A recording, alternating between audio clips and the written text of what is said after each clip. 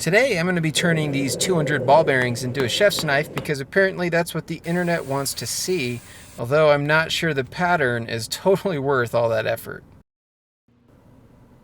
There seems to be an obsession with turning things that are not knives into knives on the internet. And thankfully, it's through a process which is fairly simple in terms of Damascus making goes. Now, the first part of making this kind of Damascus, which is called cannister, is cutting out a piece of square tubing or rectangular tubing to use as the canister. I was going to cut this out on the bandsaw, which is way easier than using a grinder, but bandsaw blade was pretty dull at the makerspace I work out of, so I had to use the chop saw, which actually ended up being just as fast, so that was kind of nice. This was probably the most satisfying part of making the can, and was an idea that occurred to me as I was doing it. So, yeah, I think this was probably my favorite part of the whole process. Okay, not really, but it was satisfying to watch that fold over with the hammer all sped up like that. Now, I've got the end of my can welded up, and I can start filling it with alternating layers of balls and powder. Now, I ordered 200 of these cute little 1/4-inch ball bearings, and as you can see, barely fills the can up. Like, barely at all. I think it might be like 1.5 inches full or tall. So, I need to chop this thing in half. Now, this is about half the length, but I would still say something you should be proud of. So I can start filling it.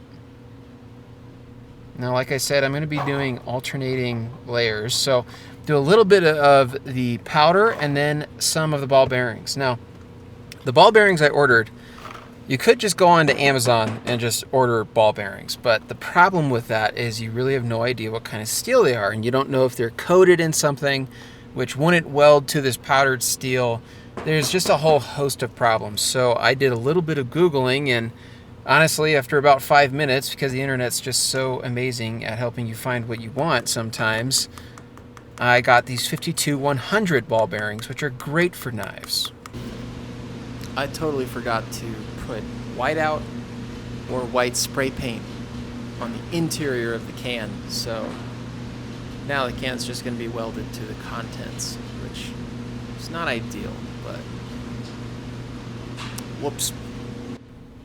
While I won't be able to get this to come out of the can, I will be able to make sure that there's no oxygen in there, which is what I was doing with that WD-40. I sprayed a little bit in there, and that's going to do a couple things. One, it's going to ignite, and it's going to ignite right here when I'm welding the lid onto the can, but it's also going to ignite in the forge.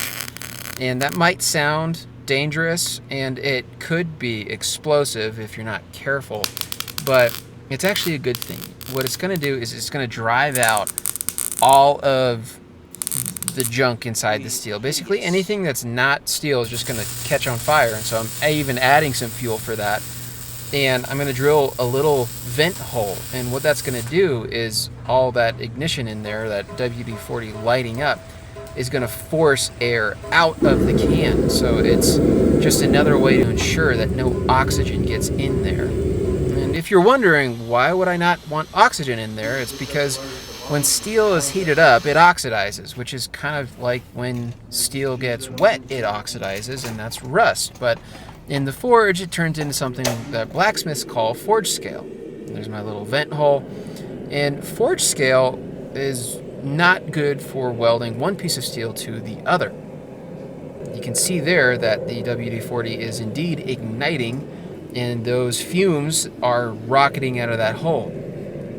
And that's good, because like I said, that means there's no oxygen getting into the can at all.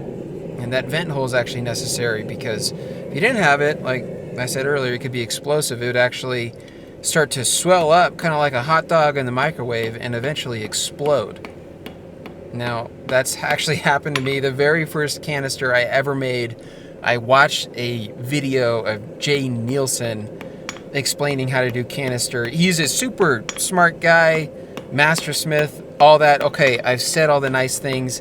His video doesn't include telling you to drill a vent hole in the canister, and it should, because then it freaking exploded.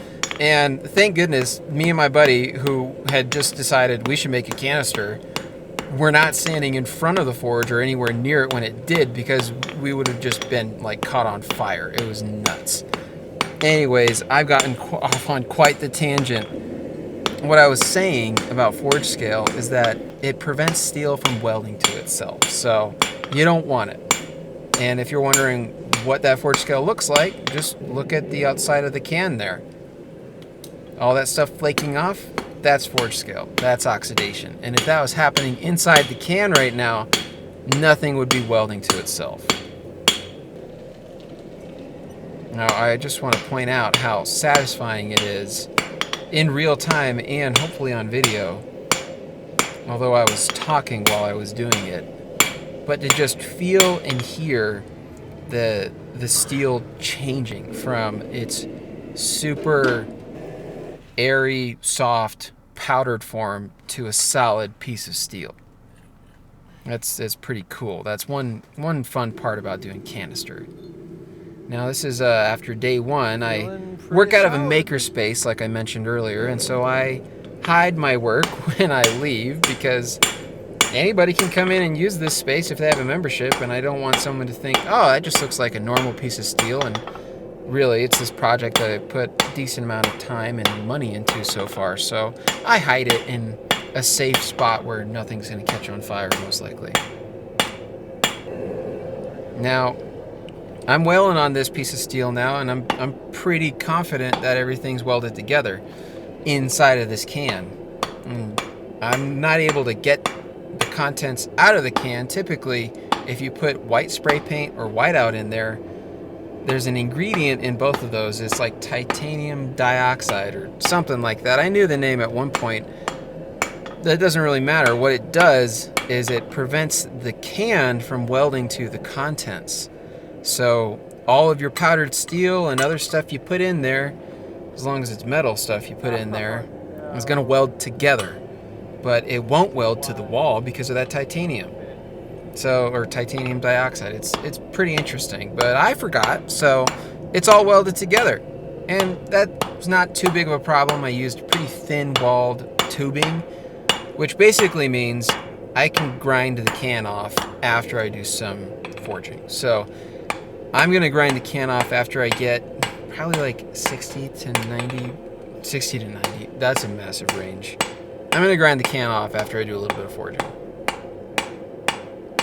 As of now, the plan is to forge this thing, but leave some thickness for me to go home and grind off enough material that I'm sure that the mild steel can is gone, but then also grind out the shape of the knife. So I've used a wide variety of hammers. The one I'm using right now is called a Japanese doghead hammer, and that's probably just because most of the weight's in the front, and because of that, it looks kind of like a snout, so I guess they called it a doghead hammer. Now that the forging's done, I'm at home and I can do some grinding. Now, I've not quenched this piece yet because I don't want to grind on a super giant hardened piece of steel. I was planning on forging the tang out, but there was actually a makerspace class that came in and needed to use the forge, so I had to stop filming, had to rush through the end process, which was just normalizing the steel. And that's basically just heating the steel up and letting it cool down in the air, and that undoes all that damage that forging caused internally. Now, I'm getting this thing ground down to the point where I'm pretty confident the can is gone, but I was not happy with the overall dimensions of this piece, so I actually went back to the forge, marked out 8 inches on the anvil, 2.5 inches for width, and I'm going to do some more forge work. This is going to make the overall process take longer, but I just wasn't happy with it. It was like a 6-inch blade, and I definitely thought I could get more out of this piece of steel. And now that I ground the can off the blade section at least, I can forge a little bit more confidently. Now, this is a tool I tried to use earlier, but the dimensions were all wrong, and I'm kind of glad I didn't, because these edges right here are a huge risk that I just didn't notice earlier. Basically, those sharp corners that form from hammering on that piece of steel can shoot off. They can, like, the corner of them will catch on your hammer and shoot off like a bullet, and smiths get injured like that a lot. So this tool's just not been taken care of super well, but it's been used a lot. Again, it's a public shop, anybody can come in and use it, so sometimes things get beat up. Now, if you're wondering what this tool is called, it's called a guillotine, and that's because you put something in there and it pinches down on the neck. So in this case, I'm creating shoulders for the tang.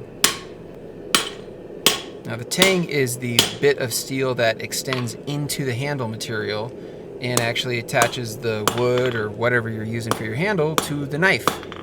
So that guillotine tool is really handy for separating what's going to become the tang from the bolster. And I got my little tang forged out.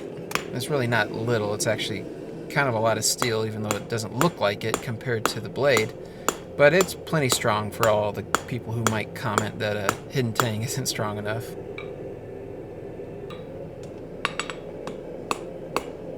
Now, I had an idea of what kind of blade shape I wanted, but that's all kind of coming to fruition in the moment here. And I think I'm going to go for a K-Tip blade. A K-Tip is just like a variation of a Japanese style blade, and I think Japanese style blades are one of the best designed excuse me. I think Japanese style blades are one of the best designs for the kitchen. The edge that's just slightly curved, but not too curvy, is perfect for like 90% of the things you're gonna do at home, cooking in your kitchen, or as a professional chef in a restaurant or something. That, plus they also look really cool. And I am super stoked that I came back and did some more work with the hammer, because I got it to the dimensions I want, which is 8 inches in length and like 2.5 inches at the heel. Now, those dimensions will come down just a little bit after I heat treat and then start grinding, because there's something called decarb, and decarb is basically the outside layer of the whole knife. From being exposed to the high heat and the atmosphere, it loses carbon to the atmosphere, so it's called decarb because it's lost that carbon. The carbon is the ingredient in the steel that actually makes it steel, that makes it hardenable. So you got to grind away that decarb, and then you're left with the good stuff. Now, I've not quenched this yet. All I did was put it through 3 cycles of heating it up and letting it cool down in the still air. Now, what that did, like before I had said, it undoes all the stress of forging, because forging is pretty chaotic for a piece of steel. It's fairly damaging to it, and it's something you have to address. If you skip over that step of normalizing, you really don't have a great knife. You've got a knife that's set up for failure. So that's a super critical step, and it's worth taking the time to do. And if you've been following my channel for any amount of time, you probably have noticed that I took down every single video I've ever made. And I've started posting some content that is a little bit different. I'm starting to cook in some of it and not posting shorts like I used to. You know, a lot of changes in my personal life affected this decision, and I'll try to explain it as best I can and let the people who are concerned know kind of what the plans are moving forward. So basically, I was a full-time bladesmith for several years, and it was a lot of fun. I got to do business with a lot of really great people locally. Got to meet some really cool bladesmiths, took some classes with some awesome mastersmiths, and I feel like got pretty good at a couple things in bladesmithing. And but there's one problem with it, and that's really that making a living from being a bladesmith is extremely challenging. I think it might be one of the silliest ways to try and make a living. Um, Especially when you've got 2 little babies and other demands that really just, I don't know how you can keep up with it if you're not super famous for bladesmithing, which I'm not. But the one part of my business that I did really end up enjoying, that when I set out and started making knives, I never thought I would be doing, and that was making content. Now, I started this channel by making short form content, and that was really fun. At the time I started making the videos, I had a couple early shorts really take off and get a lot of views, which now that I know a little bit more about content, I realize is a great way to start for a lot of reasons. And one of them being is you've just got these really easy wins, which I think when you start anything new, it's really helpful to get a couple wins under your belt early on. And I don't think that just is for content or bladesmithing. I think that's for anything. I think that those early wins, those easy wins, while they might not change everything and they might not hold a lot of weight in like moving things forward in a big way, what they do is encourage you to keep going. And so they did, and I started making more content, and then I started making some really terrible long form videos, but I was enjoying it. And then that turned into people that I did not know reaching out to me. And they weren't just reaching out, they were reaching out wanting to buy expensive chef's knives. I mean, people who were ready to pay $2,000 then and there over the phone for me to make them a knife. Now that is crazy. That is so cool. The fact that a video did that for me. So of all the things that I was doing with the business, the 2 things that I realized I'm very passionate about is 1, making the chef's knives, and 2, making the videos. So that being said, I started a second channel, and all those old videos, all those first videos that I made are posted on that channel. So if you're one of those people who's missing all those videos I made, go check that channel out. That's where they're at. That's also going to be where I'm going to be posting shorts from now on. I might post some shorts here. I don't know. Let me know in the comments on this video. Do you want to see shorts, or are you here for long form only? I'd be really curious to know, actually, if you're watching this video, do you also watch YouTube shorts, or are you kind of one or the other? I mean, this is a 38-minute video. This is kind of a commitment compared to a potentially 38-second YouTube short you can scroll through while you're pooping. So let me know. What do you do? Do you watch both shorts and long form? Now, all that to say, I'm not doing bladesmithing full-time anymore, but I will be making videos. I'll be doing kitchen knives on this channel, primarily kitchen knives. I'll probably be showing some cooking with those knives that I make, as I've already done in a couple of videos. As I've got a family, I like to cook for them. Even before I had a family, I like to cook. That's why I started making chef's knives. Now, if you want to stay up to date for anything new, for available work, for things that I want to maybe potentially roll out, check out my newsletter. It's an email newsletter. It's not a website. It's not anything big. It's really basic. It's something that I'm going to try to send out every single week. I'm going to be doing giveaways. I've already done one giveaway over there. So if you're not on that list, check it out. I'm going to really try to make it worth your time. Now, if you're wondering why me deleting all of my content, or taking it down, not necessarily deleting it, fits into this new direction, well, I'll try to explain that.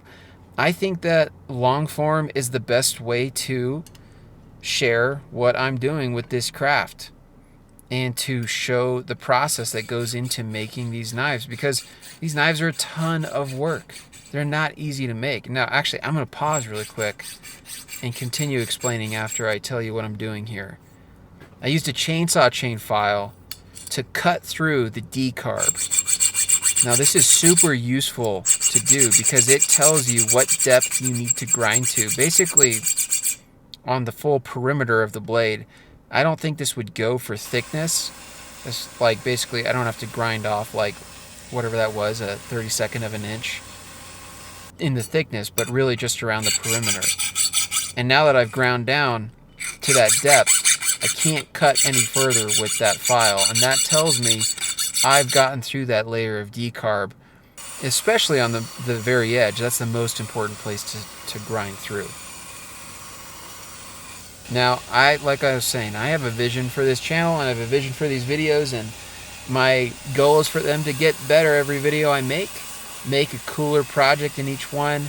Sometimes the project will be a giveaway, sometimes it'll be available for sale. Something I'd really like to do is just continue to build up the community that I already have from running my business full time, but now approaching this more from the hobbyist's point of view.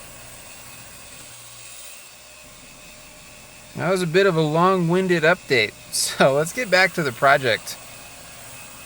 Now, I am really happy I took the time to go back to the forge and get everything pulled out just a little bit more and really make the most of this material. Now, forging by hand is probably the fastest way to really not take for granted the work that you do, because it is so much work. This is a tool that I learned about recently, and I'm amazed I haven't heard about it before now, and it's a carbide hammer. You see all those little dots on the steel there? Basically, when you have a little warp in your blade, I don't know if it should be used for a big warp, but if you have a little warp, the carbide ball is so much harder than the steel that when you hit the steel with it, it increases the surface area, it spreads the steel out, and that pushes the steel the opposite direction, so it actually straightens the blade out. It's a really cool way of straightening your steel, and it's surprisingly simple. You literally just hit it, but it's an interesting thing to do because it's doing the opposite of what you think it would do. It's pushing the steel away from the side that you're hitting, which normally it would not do that if you're just using a regular hammer. So it's an amazing fix, but it's kind of counterintuitive the way that it actually works. Now, before I took down my old videos, my most popular video, and the one that actually got this channel to the monetization requirements of 4,000 public watch hours, was a video pretty sure titled something like, "This Changed the Way I'll Make Knives for Good." And what that change was actually starting to explore grinding hollows into the blade, because that's just like a super hype topic, and it's just become more and more popular among bladesmiths, and a lot of smiths I follow, and even ones I have never heard of and just start to see their work on Instagram are doing. It seems like all sorts of new ways of grinding hollows into blades, and the idea is that it will make it easier to cut. There's less friction as you cut, and food release, quote unquote. Now, since I made that video, I have done a lot of food release grinds, or hollow grinds in the blade, and I've kind of come to the conclusion that they're overrated. I don't think they're worth all the hype. Oftentimes they kind of make the sticking worse, creates even more of a suction to the vegetables that you're cutting, especially something like a potato. So, and they're way more work. So like, I don't know, maybe they're worth it. Maybe there's a way I haven't tried, but I don't know. I'm not convinced that they're the best thing to do. And over time, as you sharpen that knife over the life of it, you know, let's say it lasts 20 years, 30 years, 50 years, that'd be crazy for a workhorse knife. It'd be awesome. That's what you want your knives to do. But as you sharpen it, the blade gets smaller, and eventually it's going to hit that hollow that you ground, and then you're going to have a very strange geometry on the blade, and I don't think it's going to perform very well. So instead, what I'm doing now is actually a very thin blade that's convex very slightly, so it's not a totally flat grind, but I think it works way better. Now, food will probably still stick to it, but food still sticks to an S grind or a hollow grind, so I don't know that that changes anything. And because of it being convex, it still gives you a cut that doesn't have nearly as much friction as like a totally flat grind would. So it's still an extremely high performance blade. And as far as longevity is concerned, it'll actually last a lot longer than a S-grind or hollow grind blade. Now, I know this is a little controversial potentially in the bladesmithing world if you're a bladesmith, but I mean, I think it's a little overhyped. That's not to say that they're not super cool. They are cool, and it's an excellent show of skill, but as far as functionality, which is kind of the most important thing to me when I'm making a knife, I don't think it's really the best call. So now that my little rant is over, for those who are concerned, I'm moving on to the handle.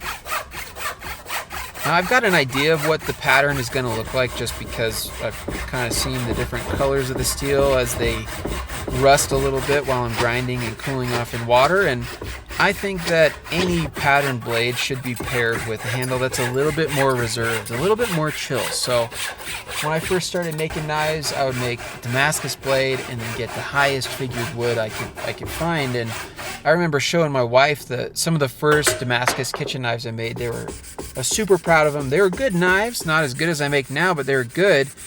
And super figured wood, super high pattern Damascus, and she was encouraging, but also was like, hey, this might be a little bit busy. Maybe the next one you should pair Damascus with something simpler. So the focus is not kind of scattered, and you can really just appreciate the beauty of the blade, or if you have a really beautiful piece of wood, maybe pair it with a simple blade.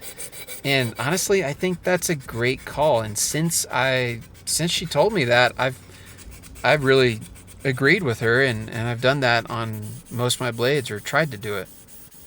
And so that being said, I'm using, well, actually, I don't know what kind of wood it is. I got it for free, and I think it's sapele, which is, I think it's an African wood. It's used in instruments a lot. It's got a pretty subtle grain. It's nice looking. It's easy enough to work with, but it's an exotic hardwood, so I like it. It's oily. It's good for a kitchen knife.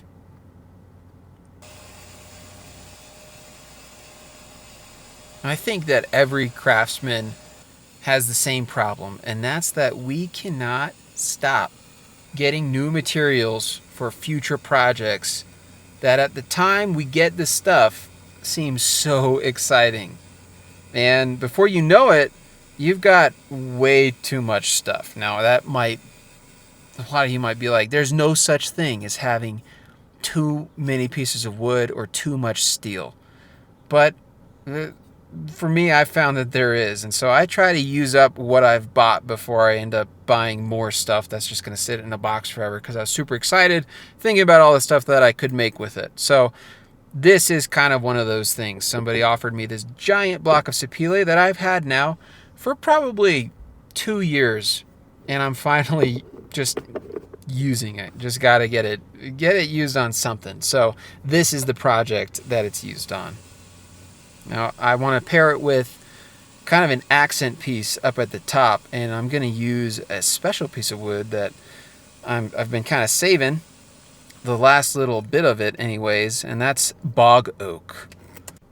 Bog oak is pretty crazy. It's pretty cool. It's not necessarily always oak, but it's a piece of wood that sunk to the bottom of a river, and instead of rotting and decaying, it's just got all these mineral deposits from the river that have like embedded themselves into the wood. And so it's got this natural black color.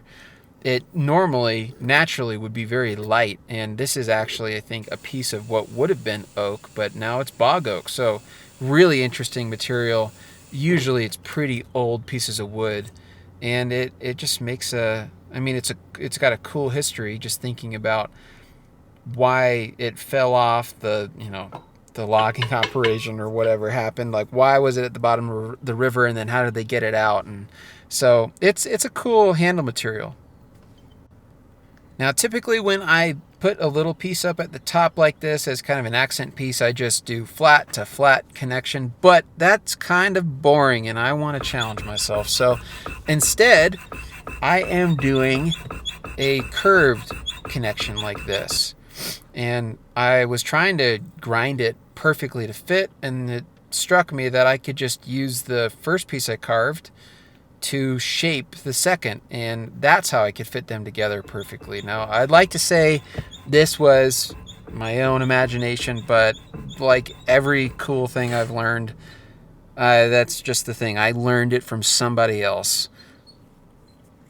Now, I learned this from watching people build guitars, and they would, getting the neck like fit up to the body, they would wrap sandpaper around the contour of the body and then slide the neck on the sandpaper, and it would match that shape perfectly. So I did that same thing.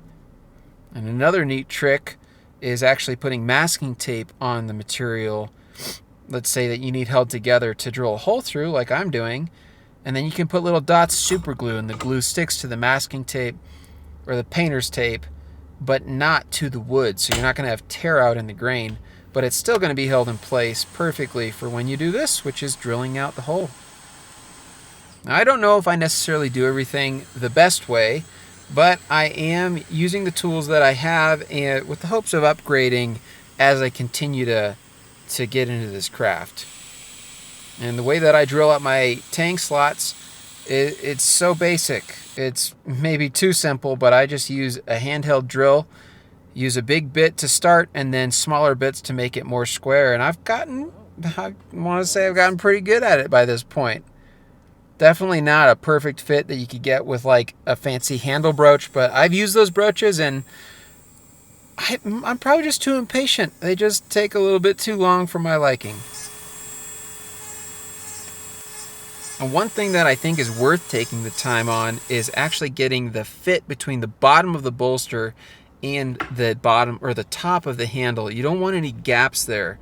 Now, I typically do an inset fit where I have the bolster sit inside of the wood just a little bit, but I don't know if that's totally necessary either. I've seen a couple different makers just carve out a very slight hollow, so basically just the outer edge contacts the bottom of the bolster, so it looks like you got a perfect fit, but it's a heck of a lot easier than actually trying to make it perfect. I don't know if that's making a ton of sense, but basically you want to make this as close a connection as you possibly can so there's not any gaps where moisture can get in and start to erode the tang by rusting it out. Now, I have seen a lot of smiths use black dye in their epoxy, and if you didn't make everything totally perfect, it's a great way to kind of cover up some of those flaws. And one thing I know about myself, I don't make everything perfect. I do try to make everything really great, but it's definitely not perfect. So I like using the black epoxy. Epoxy is curing overnight. The next day, I can come in and get this handle shaped. I used to use 5-minute epoxy. Kind of depends on what the project is. If it's a knife like this that's a little bit nicer, I'm going to opt for the stuff that takes a day or two to dry. Or cure, I should say. I don't know necessarily what kind of difference this actually makes. I think 5-minute would work just fine, but I just have a little bit more peace of mind using something that has a longer cure time. I think it's probably a little bit stronger. Now, I have a lot of material to remove, but that doesn't mean I can go super fast. And if I go too fast, I'm likely to grind too far, and you can't put the wood back. Once you grind it off, it's gone. Grinding and shaping a handle that looks good, flows with the blade, and is actually functional, is comfortable to hold, is not easy. In fact, I would say it's probably just as hard as making the knife itself. Now, I'm not just saying that just to say it. That's really based on the fact that I used to teach blacksmithing and bladesmithing, and students would be working on a knife over the course of a couple days or whatever the length of the class was. They'd make the blade. It was, smooth enough for a beginner, but when they got to the handle, that's where 99% of people had just serious trouble figuring it out. And they would grind too far, and then it's too late. The wood's gone. You have to start over, or just accept that you made a mistake and it's really nothing you can do about it. Now, I've tried to make different styles of knives over the years, but what I've kind of come to is that it kind of takes a lifetime to master one thing. And I wouldn't say I've mastered making integral knives, but it is the style that I think I do want to master, that I want to spend the time I can put into this craft getting better at over the years. I think as far as kitchen knives go, it's plenty strong enough for that person who wants to say that if it's not full tang, it's not a good knife. That's just kind of a silly statement. You're not trying to chop a tree down with a kitchen knife. You're using it in the kitchen. And to that point, in the kitchen, the knife's going to get wet. The handle's going to be exposed to moisture. It's going to be dried out sometimes. And you really want to limit the amount of entrances for that moisture. And so to me, the integral bolster is the perfect design for a chef's knife. And I think it looks freaking cool. As far as balance goes, it's like the perfect way to make a balanced chef's knife. One that feels just absolutely fantastic in the hand. Now, like I was saying, this isn't a full-time thing for me anymore. I'm doing this kind of as much as I can, and really one project at a time. So here I am at the end of making this knife, and I don't know if the pattern was totally worth it. I'll show you guys in a second. For now, this is a strap I made. It's a little bit unique in that it's not totally flat. My idea in making it is that it would be easier to maintain contact with the strap down the whole stroke, through the whole stroke, and honestly, I love it. I think it's a really neat design that I've not seen done before, but let me know what you think in the comments. Would you use a strap that's not totally flat like this? I think it works great. And I am super pleased with every other part of this knife except the pattern. This thing rocks. I can't stop cutting stuff. Found this rope on this tree. Very fun. Now that the knife is done, let's do a little testing.